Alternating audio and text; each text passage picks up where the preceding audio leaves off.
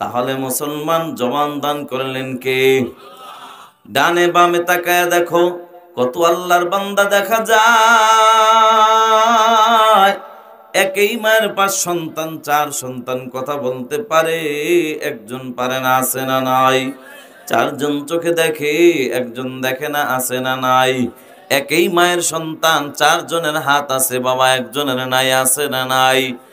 আজকে তোমার আমার হাত বলো, চোখ বলো, জবান বলো, নিয়ামত আছে বিদায় কোনো কদর নাই। অথচ এই নিয়ামত গুলা যার নাই তাকে যা জিজ্ঞাসা করে দেখো, এক একটা নিয়ামতের কত দাম। জানি না আপনারাই পাবনা জেলার মুসলমান জীবনেও কখনো কাউকে প্রশ্ন করার সুযোগ পেয়েছেন কিনা জানা নাই, তবে আমার জীবনে আমি একজনকে প্রশ্ন করার একটু সুযোগ পেয়েছিলাম, বলবো কিনা? বেশি দিন আগের কথা নয়, এই যে আপনাদের উত্তরবঙ্গে রংপুর মাহফিল করে ঢাকার উদ্দেশ্যে রওনা হয়ে গেলাম। হরতাল চলতেছিল বাবা, ট্রেনে যাচ্ছিলাম। বগুড়া পার হওয়ার পর আমার সিটের পাশে দাঁড়ানো 15 থেকে 16 বছরের একজন যুবক, আল্লাহর গোলাম, চেহারাটা বড় সুন্দর। দুঃখের বিষয়, ডানে তাকায় দেখি যুবকের ডান হাত নাই, বামে তাকায় দেখি যুবকের বাম হাতটাও নাই।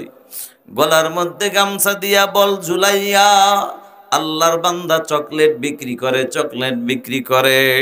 দৃশ্যটা দেখে আমি আমার মালিক আল্লাহর দরবারে শুকর আদায় করলাম আর বললাম, আল্লাহ কত সুন্দর নিয়ামত তুমি আমাকে দান করেছো মালিক, ইচ্ছা করলে পারতা তুমি আমাকেও যুবকের মতো বানাইতে। কথা বলেন ঠিক কিনা? এখন তো বাবা আমার ভিতরে প্রশ্ন জাগে, আল্লাহ এই যে আমার হাতের মধ্যে একটা ঘড়ি দেখা যায়, এই হাতের ঘড়িটা পড়তে গেলে দেখি আমার আর একটা হাতের প্রয়োজন হয়। চশমাটা পড়তে যাই, সেখানেও দেখি আমার হাতের প্রয়োজন হয়। মালিক রে, আমি জামা পড়তে যাই, সেখানেও দেখি আমার হাতের প্রয়োজন হয়। খানা খাইতে যাই, হাতের প্রয়োজন হয়। বাথরুমে যাই, সেখানেও দেখি আমার হাতের প্রয়োজন হয়। কিন্তু মালিক তাকায় দেখলাম তোমার এই বান্দার ডান হাত নাই, বাম হাতও নাই। তোমার এই বান্দা কিভাবে খানা খায়, কিভাবে জামা কাপড় পরে, কিভাবে বাথরুমে যায়? ওরে পাবনা জেলার মুসলমান, আওয়াজ দিয়া বলা, এমন একটা প্রশ্ন বাবা মনের মধ্যে জাগে কি জাগে না? এখন তো বাবা প্রশ্ন জাগে, করব কিভাবে? হঠাৎ করে আমার সফর সঙ্গে উঠাইয়া যুবক আল্লাহর গোলামকে পাশে বসাইয়া এবার প্রশ্ন করলাম, যুবক ডানে তাকাইলাম দেখলাম ডান হাত নাই, বামে তাকাইলাম দেখলাম তোমার বাম হাতটাও নাই।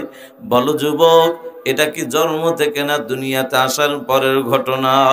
ওরে পাবনা জেলার মুসলমান যুবক ভাই, ও বৃদ্ধ বাবাজিরা, ও পর্দার আড়ালের মা, আল্লাহর কসম করে বলি বন্ধু, প্রশ্নটা করার সাথে সাথে তাকায় দেখি যুবকের চোখের কিনারায় পানির ফোঁটা চলে আসছে। আল্লাহর বান্দা চোখের পানি ছেড়ে দিয়ে কেঁদে কেঁদে বলে, হুজুর এটা জন্ম থেকে নয়, মাত্র কয়েক বছর আগের ঘটনা। কি হয়েছে রে ভাই? হুজুর বন্ধুদের আড্ডায় পরে মসজিদের ছাদে উঠেছিলাম, কাজ চলতেছিল, রডের সাথে বিদ্যুতের সংযোগ ছিল, এটা আমার জানা ছিল না। অজানা সত্য আমি হাতটা লাগায় দিলাম, মারাত্মক অ্যাক্সিডেন্ট হয়ে গেলাম। মা আমাকে নিয়ে বড় চিন্তায় পড়ে যায়। মা একটা দৌড় মাইরা, ওই গভীর মা একটা দৌড় মাইরা ডাক্তারের কাছে হাজির হয়ে গেছে। ডাক্তারের কাছে যাইয়া বলে, ডাক্তার আমার ছেলেটা মারাত্মক অ্যাক্সিডেন্ট হয়েছে, মনে হয় আমার ছেলেটা আর বাঁচবে না, চলো আমার বাড়িতে চলো। হুজুর ডাক্তার আমার বাড়িতে আসার পর আমাকে পরীক্ষা কইরা এবার ডাক দিয়া কয়, যুবক রে, জীবনটা যদি বাঁচাইতে চাও দুটি হাতের একটি হাতও রাখা যাবে না। আমি বললাম, যুবক ভাই তখন তুমি কি জবাব দিয়েছো? আল্লাহর গোলাম তাকায়া দেখি আবার চোখের কিনারায় পানি। কান্দের হুজুর, তখন আমি আর কি জবাব দিব? আমি আকাশের দিকে তাকায়া তাকায়া বলেছি, আল্লাহ,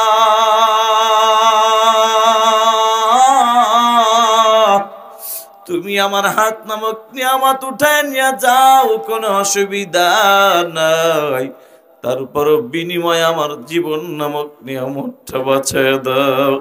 আমি বললাম, যুবক ভাই, বুঝলাম জীবনটা বাঁচানোর জন্য দুটি হাত কাটতে রাজি হইছো, ভালো কথা।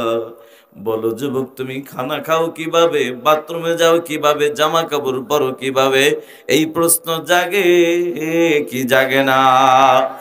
আবার প্রশ্নটা করার পরে তাকায় দেখি যুবকের চোখে পানি।